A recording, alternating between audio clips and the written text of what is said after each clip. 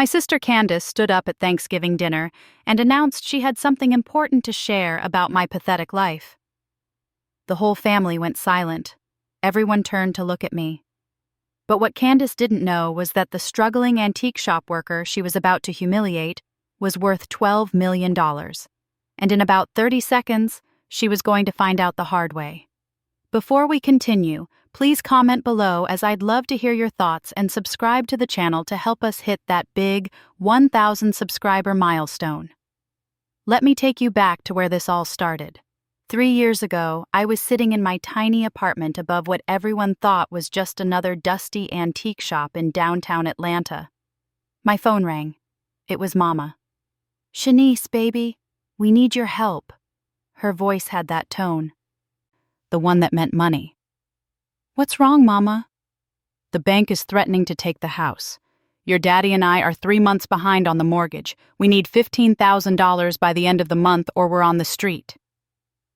My stomach dropped. $15,000. I made that in a single authentication job these days. But Mama didn't know that. Nobody did. "Mama, I'm barely making ends meet at the shop. You know that."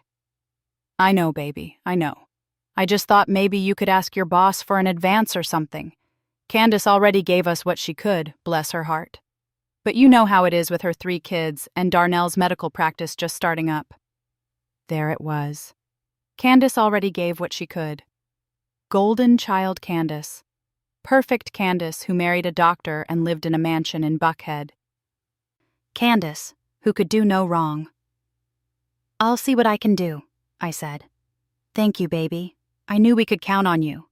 Not like you got much else going on anyway, right? No husband, no kids. At least you can help your family." The words stung like they always did. At 45 years old, I was still the disappointment. The one who never married. The one who worked in a dusty shop instead of having a real career. The one they only called when they needed something. What Mama didn't know was that I had just closed a deal authenticating a collection of Victorian jewelry for a private collector in Dubai. $250,000. Cash. What she didn't know was that my dusty antique shop was actually a front for one of the most exclusive jewelry authentication businesses in the world. What she didn't know was that I had clients from London to Los Angeles who paid me 6 figures to verify their acquisitions. I had built this empire from nothing. Started 10 years ago when I discovered I had a gift for spotting fakes. Studied gemology in secret. Networked with auction houses and private collectors. Created a reputation under a business name that nobody in my family would ever connect to me. And I kept it all hidden. Because the moment they knew I had money, everything would change. They'd never see me as just Shanice again. I'd become the family bank, the solution to every problem, the backup plan for every failed business venture and unpaid bill.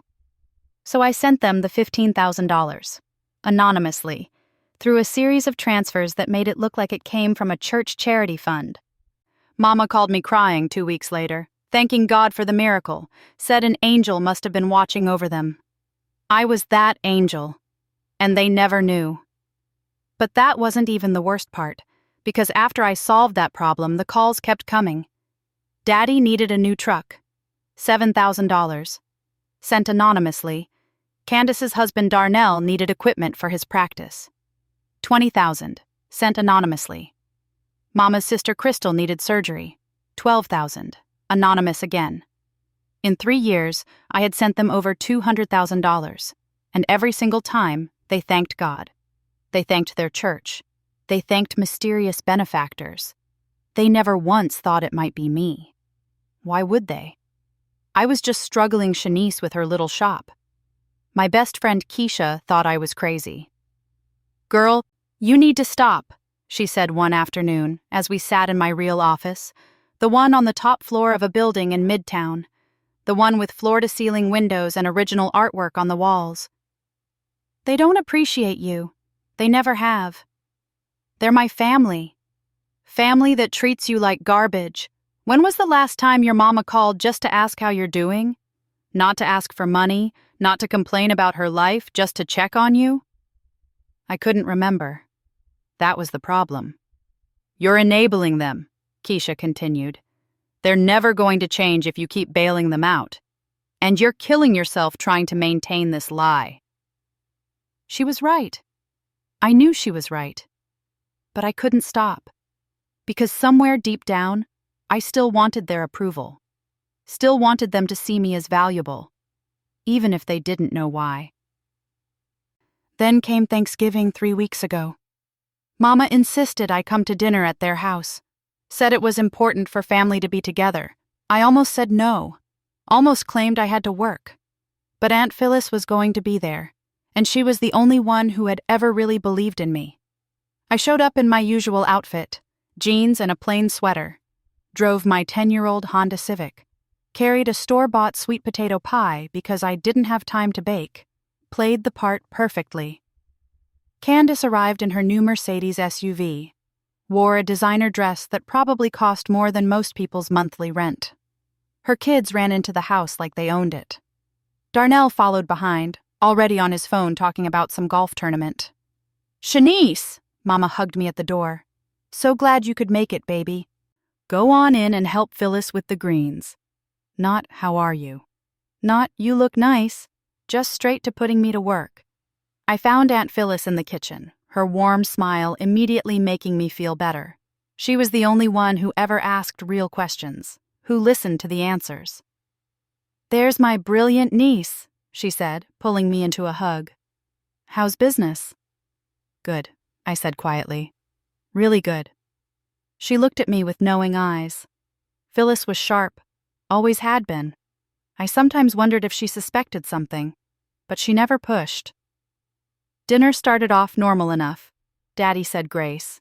We passed around dishes, made small talk about the weather and the Falcons game. Then Candace started. "So, Shanice, you still working at that little shop downtown?" "Yeah, still there."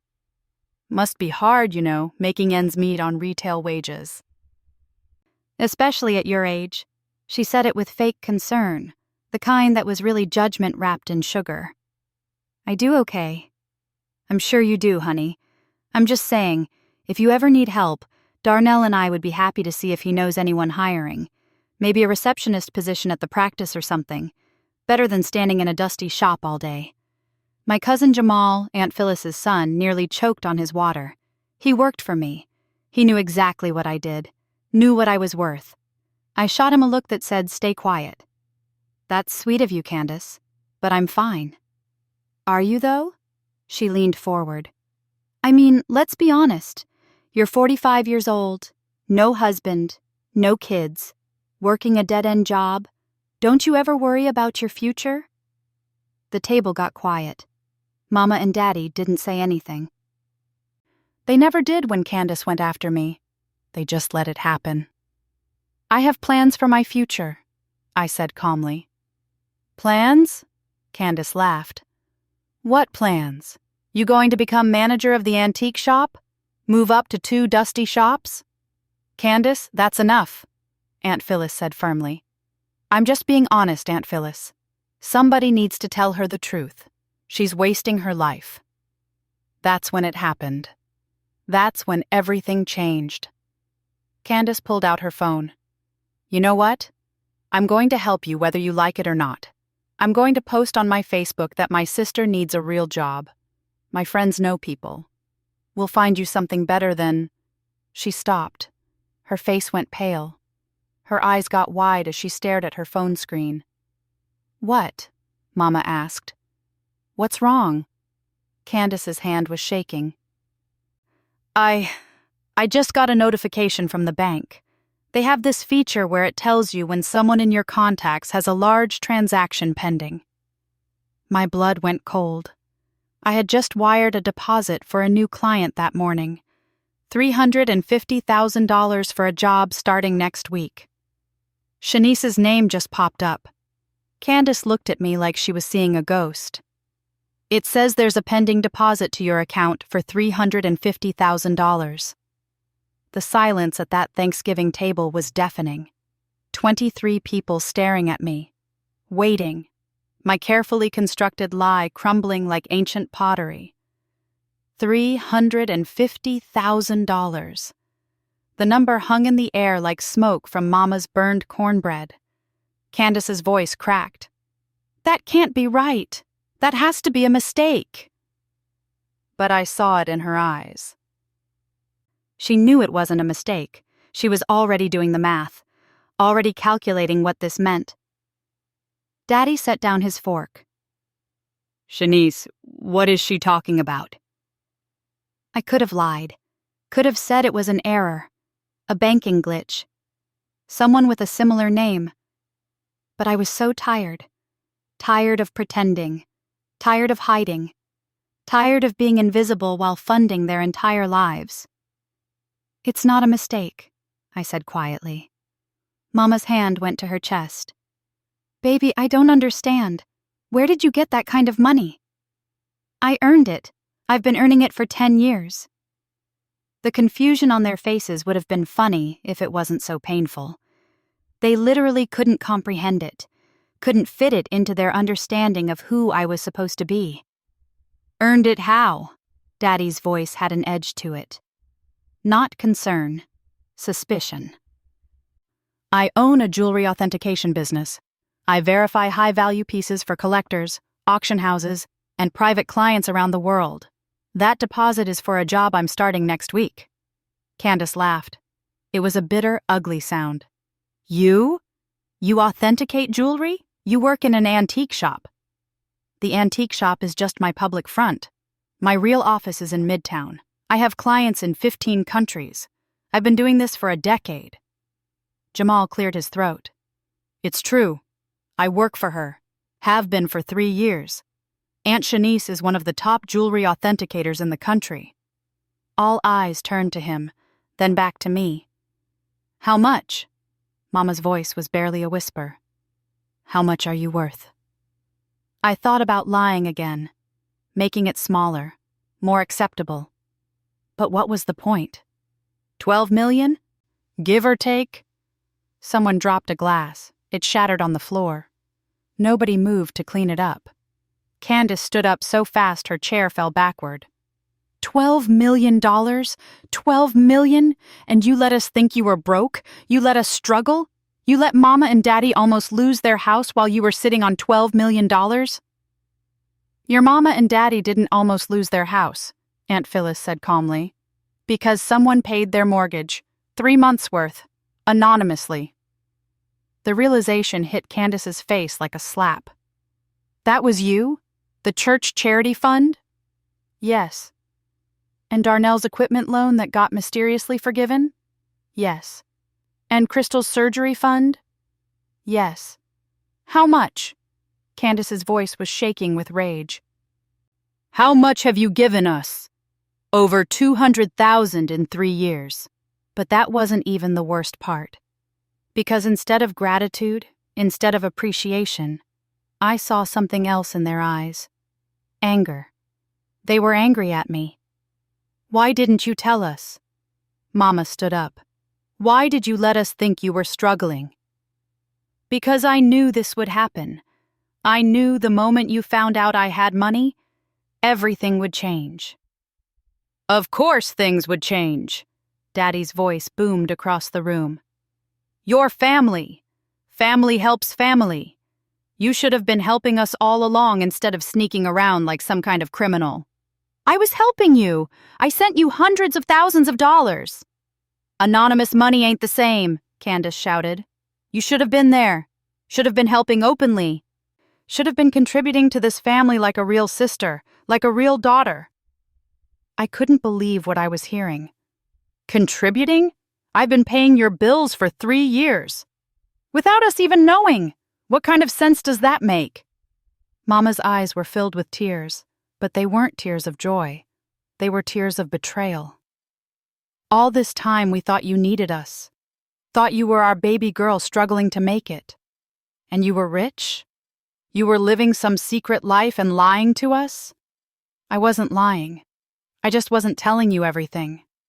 "That's the same thing." Daddy slammed his hand on the table. "You made fools of us, Shanice. Had us pitying you, worrying about you. Your mama couldn't sleep at night thinking about you in that tiny apartment eating ramen noodles." I haven't lived in that apartment for 8 years. I have a penthouse in Buckhead.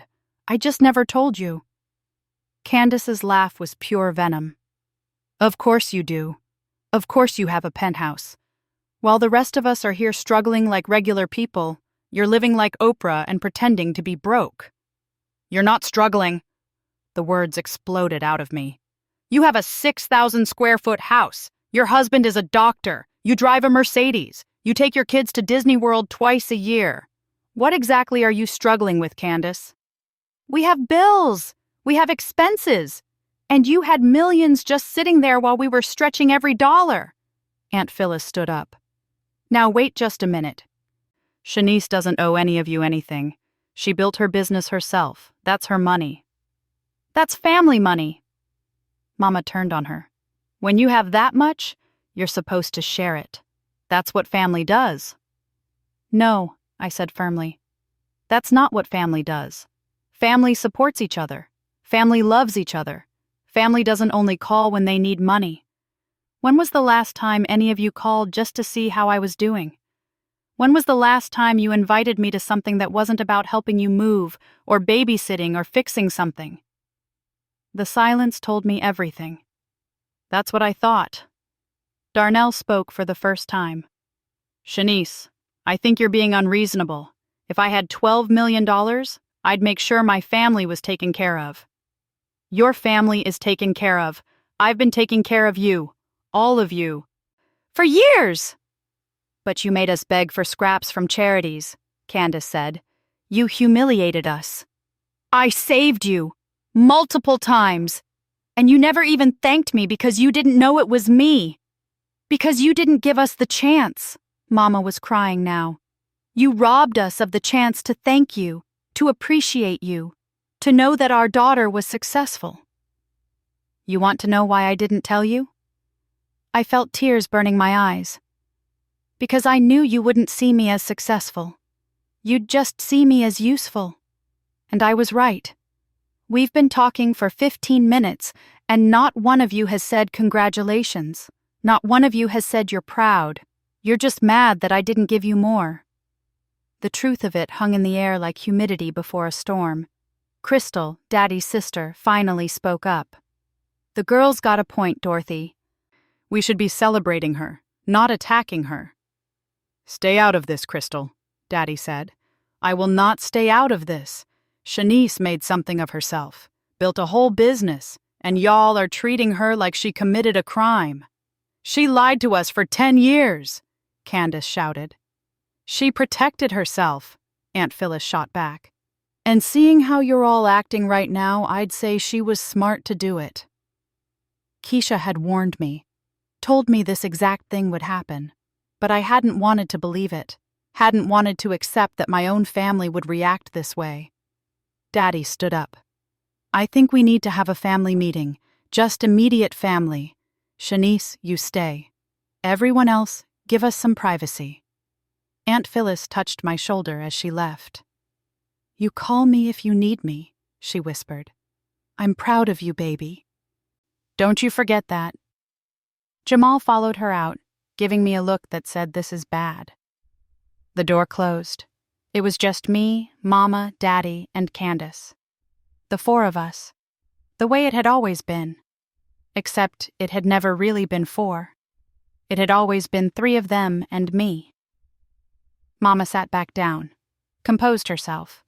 When she spoke, her voice was measured, controlled. That's when I knew I was in real trouble. Shanice, we need to talk about how we're going to fix this situation. Fix what situation? The inequality in this family. You have $12 million. We're your parents. Candace is your sister. It's not right that you have so much while we have so little. You don't have little. You have plenty. Compared to 12 million? Daddy shook his head. We're practically poor. So here's what we think is fair, Candace said. And I noticed she had her phone out, taking notes. You should pay off Mama and Daddy's mortgage. It's only about $200,000 left. That's nothing to you. And the house needs renovations, Mama added. New roof, new HVAC, updated kitchen, probably another $150,000. And Darnell and I could use help with the kids' private school tuition, Candace continued. $45,000 a year for all three. You could set up a trust fund or something. And I need a new truck, Daddy said. That old thing is on its last leg. A good truck runs about $60,000 these days. They had it all planned out, had already calculated how much of my money they wanted, were already spending it in their minds. No, I said simply. Three faces stared at me in shock. What do you mean, no? Mama's voice was ice. I mean, no. I'm not paying off your mortgage. I'm not renovating your house. I'm not buying you a truck. I'm not paying for private school. No. Shanice Marie Washington. Daddy's voice dropped to that dangerous low rumble. You will not disrespect us like this. I'm not disrespecting you. I'm setting boundaries. There's a difference. Boundaries? Candace laughed. You're going to talk about boundaries? After lying to us for a decade? Yes, I am. Because this is exactly why I didn't tell you. You don't see me as your daughter or your sister. You see me as a bank account. That's not true, Mama said, but her eyes told a different story. Really? Because in the 30 minutes since you found out about my money, you've asked me for over $500,000. You haven't asked how I built my business. You haven't asked what I do. You haven't asked if I'm happy. You just immediately started calculating how much you could get from me. After everything we did for you, Daddy said quietly, dangerously. What did you do for me? We raised you, fed you, put a roof over your head. That's called being a parent. You're supposed to do that. That doesn't mean I owe you millions of dollars. You ungrateful? Daddy caught himself, took a breath. We supported your dreams. You did? I couldn't help the bitter laugh. Because I remember wanting to go to gemology school and you telling me it was a waste of time. I remember showing you my first authentication certificate and you asking when I was going to get a real job. I remember every family dinner where you compared me to Candace and found me lacking. That's not fair, Mama said. Isn't it? Candace is the one you call first. Candace is the one whose pictures are all over the house. Candace is the one you brag about to your friends. I'm just the other daughter, the disappointing one, the one you only remember when you need something fixed or moved or paid for. If that's how you feel, why did you send us money? Candace challenged. Because I'm an idiot. Because I thought if I helped you enough, eventually you'd see me. You'd value me. But you never did. And you never will. Mama's face hardened. So that's it? You're just going to abandon your family? I've been supporting you for 3 years while you didn't even know it. That's not abandonment. Was, Daddy said. You said was. You're not going to help us anymore? I thought about it. Really thought about it. Thought about all the anonymous transfers, all the lies. All the hoping they'd notice, all the wanting them to care. No, I said. I'm not. Then you're not welcome in this house anymore. Daddy's words hit like bullets. Not until you remember what family means. I stood up, grabbed my coat, looked at the three of them one last time. I know what family means. I just finally figured out that we have different definitions. I walked to the door. My hand was on the knob when Candace spoke one more time. You're going to regret this, Shanice. When you're old and alone and all that money doesn't mean anything, you're going to wish you had family. But we won't be there. I turned back to look at her. Candace, I've been alone my whole life. I just didn't realize it until today. I walked out of that house and didn't look back. What I didn't know was that this was just the beginning. Because my family wasn't going to let $12 million walk away without a fight. And what they did next would make Thanksgiving dinner look like a peaceful family reunion. The first message came 2 days after Thanksgiving. A text from Mama. You need to reconsider. Family is forever. Money isn't. I deleted it. Then came the Facebook posts. Candace didn't name me directly, but she might as well have. So hurt when family members choose wealth over love, praying for those who forget where they came from. 47 comments, all from people I grew up with, all saying I should be ashamed. But I wasn't ashamed. For the first time in my life, I felt free. Keisha brought coffee to my real office that Monday morning, the one with the view of downtown Atlanta, the one my family never knew existed. "You holding up okay?" she asked. "Better than okay. I should have done this years ago. They're not going to let this go quietly, you know." She was right. That afternoon, Daddy called my business line, not my cell, my business line, the one I'd kept private for a decade. "How did you get this number?" I asked. "Doesn't matter. We need to talk about your attitude." "There's nothing to talk about." "Yes, there is. You embarrassed us, Shanice. Made us look like fools in front of the whole family. Your mama cried for 2 days straight. I'm sorry she's upset, but my decision stands." "Decision?" His laugh was cruel. "You think you get to make decisions that affect this whole family without consulting us? That's not how it works." "Actually, it is. It's my money, my business, my life. We'll see about that." He hung up. The threat hung in the air like thunderclouds. That night, Aunt Phyllis called. "Baby, you need to be careful. I heard your daddy talking to a lawyer friend of his. He's looking into whether he can claim you defrauded them somehow with those anonymous payments." "Defrauded them? I gave them money." "I know, but he's thinking maybe he can argue you were hiding assets or something. I don't know.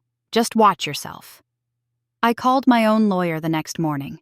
Marcus Chen was the best in Atlanta, had handled all my business contracts for 5 years. "Can they sue me?" I asked. "For what? Giving them money anonymously? No, that's not illegal. Generous, actually. Stupidly generous, but not illegal." "What if they claim I had some obligation to support them?" "You're an adult. They're adults. Unless there's a contract or legal obligation I don't know about, you don't owe them anything. But Shanice, they can still make your life hell. Harassment, defamation, social media campaigns. The legal system can't stop all of that." He was right, and they were just getting started. The emails started that week. Long, detailed messages from Mama about how disappointed she was, how she'd raised me better than this, how I was breaking her heart. Each one ended with a specific dollar amount she thought I should contribute to make things right. Candace went a different route. She posted a video on Facebook, sat in her pristine kitchen, tears streaming down her face, talking about how her wealthy sister had abandoned the family. Never mentioned my name. Didn't have to. Everyone knew. The video got shared 800 times. People I hadn't spoken to in 20 years were messaging me, calling me selfish, ungrateful, a bad daughter, a bad sister. But that wasn't even the worst part, because on Wednesday I got served with papers, not a lawsuit. Something worse.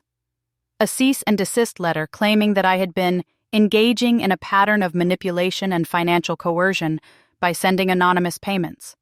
They claimed I did it to maintain psychological control over the family, and that I needed to either make proper restitution or face a lawsuit for emotional distress. It was garbage. Legal nonsense that wouldn't hold up in court. But it would cost me money and time and energy to fight. That's what they were counting on. That I'd just pay them to make it go away. I called Marcus again. "File a counterclaim, harassment, and I want a restraining order, all of them, no contact." "Shanice, are you sure?" "That's your family." "I'm sure." While the legal papers were being drawn up, Jamal came to my office looking pale. "Aunt Shanice, we need to talk. It's about Candace." "What about her?" I did some digging.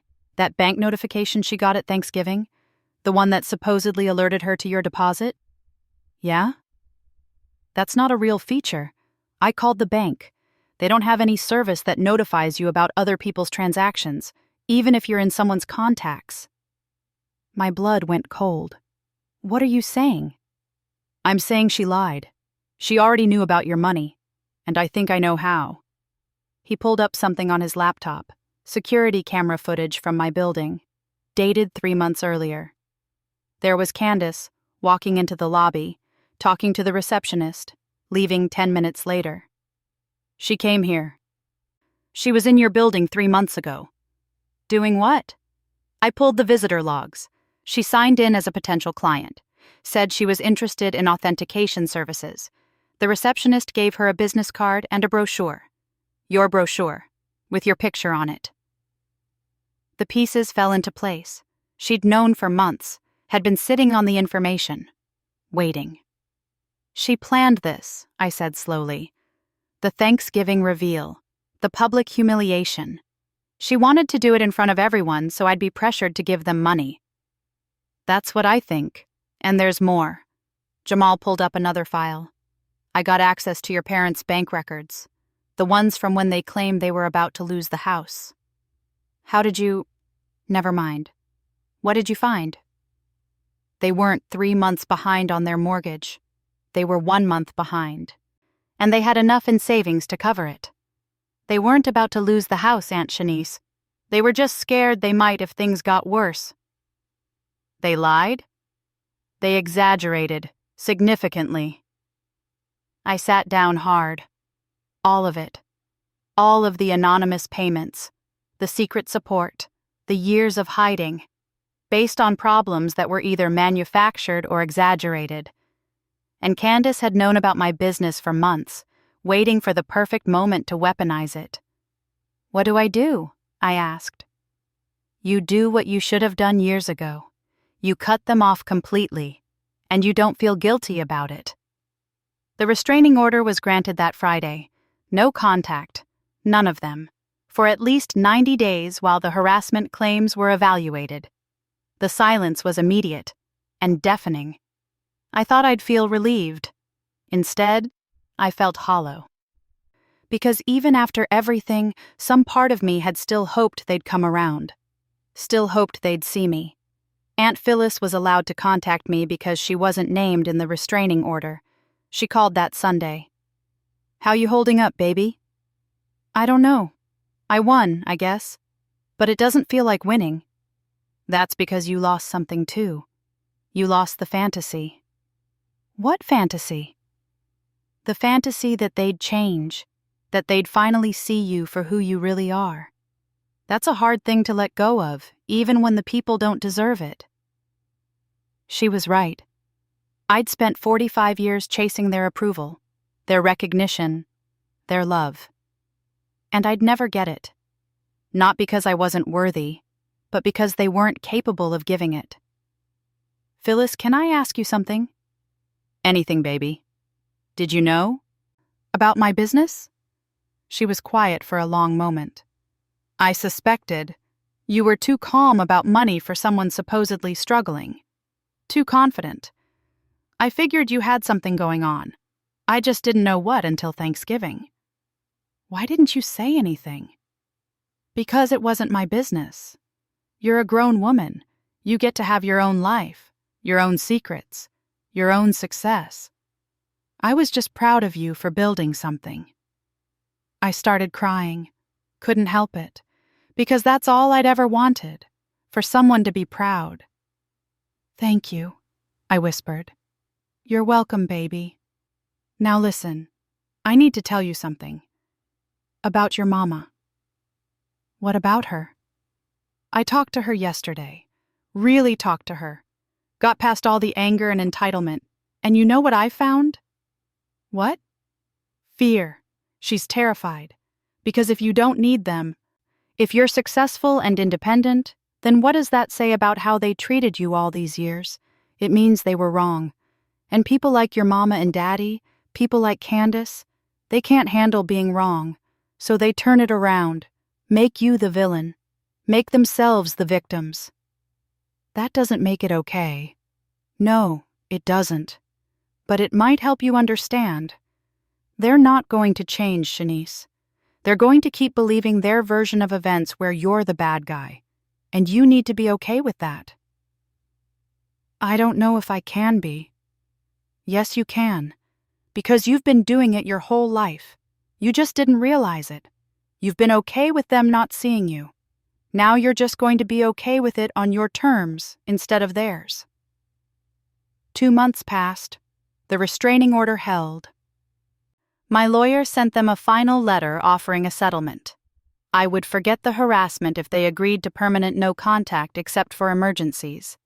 They had 1 week to accept. They accepted in 4 days. Just like that, it was over. No dramatic final confrontation, no tearful reconciliation, just legal papers and silence. I threw myself into my work, took on bigger clients, expanded to Europe, hired 3 more authenticators, built the business I'd always dreamed of without hiding it. Keisha convinced me to update my social media. "You spent 10 years hiding your success. Time to own it." So I did. Posted pictures of my office, my travels, my work. Let the world see who I really was. The messages came fast.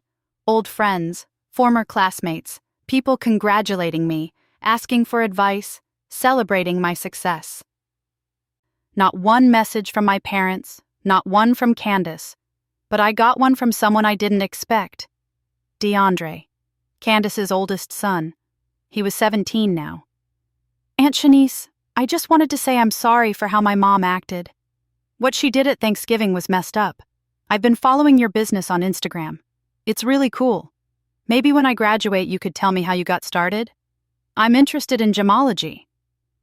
I stared at that message for a long time. Then I replied, "I'd be happy to. Let's talk." Because that was the thing about family. Sometimes the people who shared your blood weren't really your family, and sometimes the family you built yourself was stronger than the one you were born into. 6 months after Thanksgiving, Aunt Phyllis called with news. "Your mama and daddy are selling the house, moving to a smaller place. They can't afford it anymore." "Why are you telling me this?" "Because they're hoping you'll hear and feel guilty. Rush in to save them. I'm telling you so you know it's a play. Don't fall for it." "I won't." Good girl. They never asked me directly. Never broke the no-contact agreement. But I heard through the grapevine that they told everyone the house was too big, too expensive, too much work. Never mentioned that they'd expected me to pay for it. Never admitted that they'd driven away the person who had been supporting them all along. Candace divorced Darnell. Apparently the medical practice wasn't as successful as she'd made it seem. Apparently they'd been living beyond their means for years. Apparently she'd been counting on my money to fill the gaps. I didn't feel satisfaction at their struggles. I didn't feel vindication. I just felt free. Because I'd finally learned the most important lesson of my life. You can't make people love you the way you need to be loved. You can't force people to see your value. You can't sacrifice yourself into being worthy. You just have to be worthy to yourself. And walk away from anyone who can't see it. My business hit $20 million in revenue that year. I bought a house on the coast, started a scholarship fund for young women in gemology, built a life that was mine, really mine. And sometimes, late at night, I still thought about that Thanksgiving dinner, about the look on Candace's face when she saw my bank balance, about walking out of that house for the last time. But I didn't regret it, not for a second. Because the girl who used to send anonymous money to a family that didn't value her was gone. And in her place was a woman who knew her worth, who didn't apologize for her success, who didn't hide her light to make others comfortable. That woman was free, and no amount of money could buy that. Some people might think I'm cold, heartless, selfish. They might say family is supposed to forgive, supposed to try harder, supposed to make it work. But I tried for 45 years, and the only thing I got was smaller. So I chose myself, and I'd make that choice again every single time. Thanks for listening to this story. If you enjoyed it, please subscribe and hit the bell icon for more stories like this. Where are you watching from? Drop your city in the comments.